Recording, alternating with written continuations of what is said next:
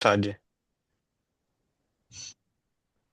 Hello everyone, today we are going to present our analysis on the Gordie Howe International Bridge project. My name is Sheikh Abdul Muhid and my team members are Jamal Sheikh, Mani Pawan Reddy, Divya and Bajrang.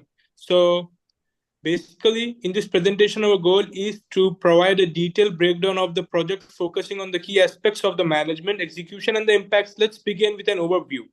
So let's move to this slide under the name of project overview.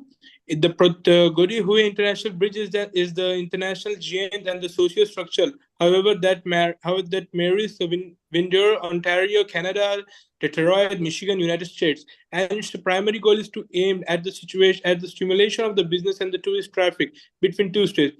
The bridge is among the longest cable stated bridge in the North America, and it means to be a big investment of the South Tennessee as an area of an economic development. The project is carried out by the Windsor Detroit Bridge Authority. The goal is to increase the effectiveness of the cross-border operations. So let's moving to the another side under the name of project scope. It measures to be the 2.5 kilometers in the length of the Canada and US port for the entry for the international frontiers. The project also entails the development of an interchange of I-75 highway in the Michigan. Furthermore, the bridge also includes the walking and the cycling facility reserved for the people for making the multi-purpose bridge.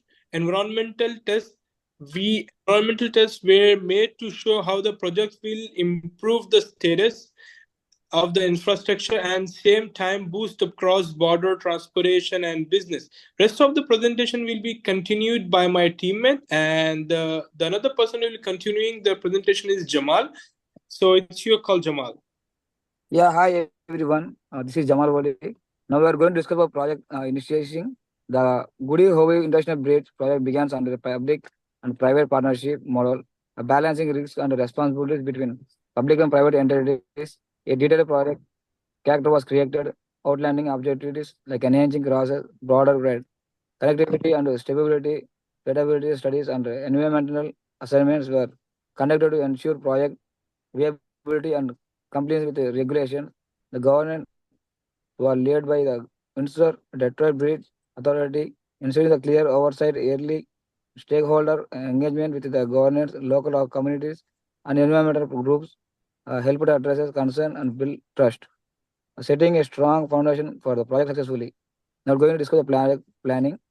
The planning phase involved defining a comprehensive scope, including a six-lane cable stayed bridge, port of entry, and infrastructure upgrades like one of 75 interchange, strategic and alignment with the Canadian and US regulations, ensure smooth progress across jurisdictions.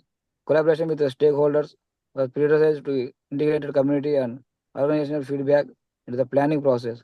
The financial planning accrued for a 4.5 billion CAD budget with the countries in the place to address potential risks, advanced environmental assignments, and the eco-friendly construction. The strategies were integrated to minimize the project's ecological impact, the emphasizing stability and the long-term evaluation creation.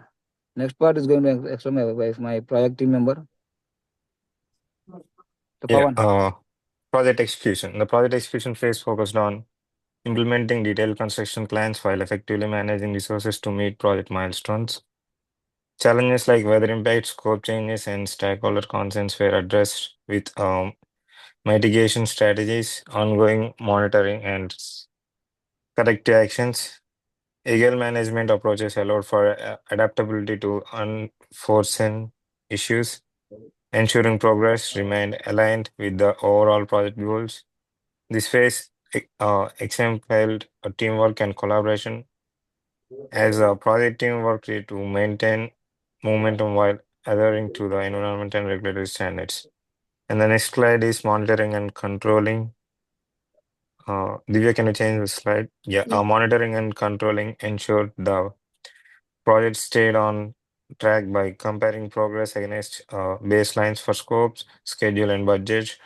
Regular performance metrics help identify deviations early, enabling time corrective actions.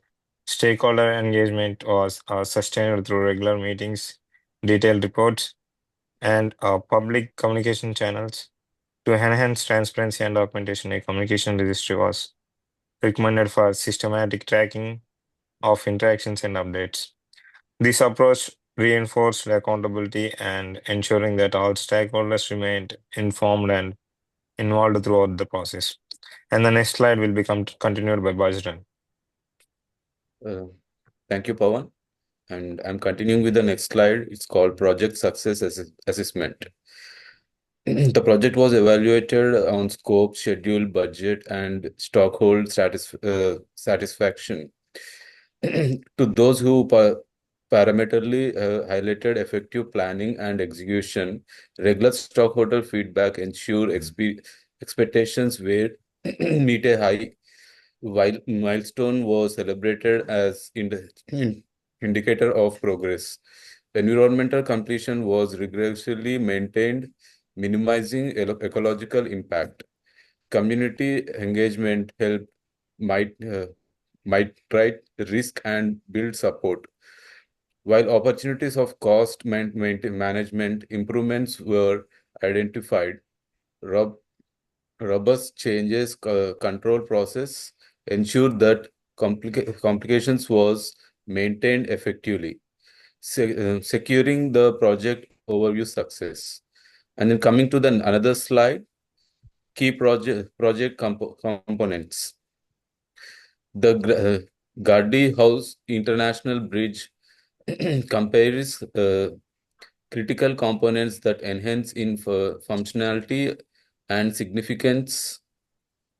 The six lanes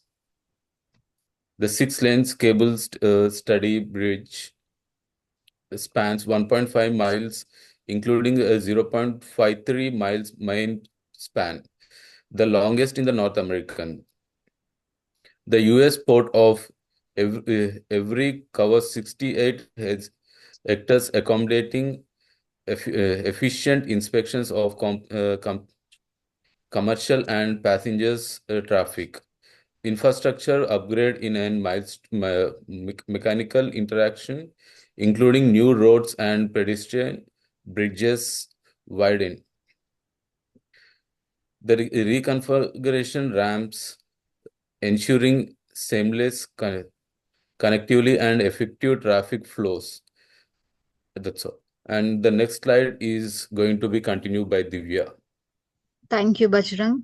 And coming to stakeholders, Winster Detroit Bridge Authority, a Canadian Crown corporation responsible for overseeing and managing the construction and operation of the bridge, ensures the project meets timelines, budgets, constraints, and quality standards. Bridging North America, the private sector partner selected to design, build, finance, corporate, and maintain the bridge are responsible for the day-to-day construction activities and long-term maintenance of the bridge.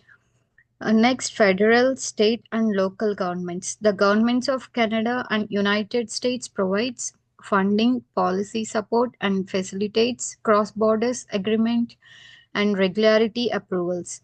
The state governments of Ontario and Michigan coordinates infrastructure connections like highway interchanges and ensure compliance with state regulations.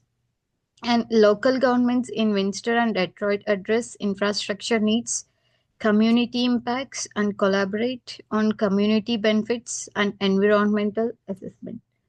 And next slide, governmental risk and mitigation measures. These are some of the risks.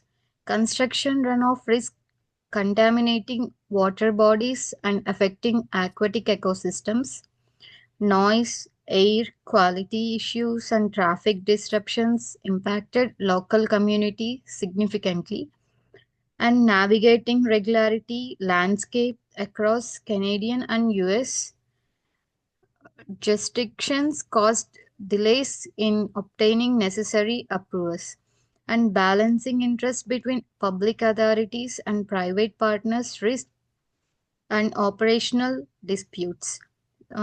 Mitigation measures, eruption control measures, and biodegradable oils were used to safeguard water quality.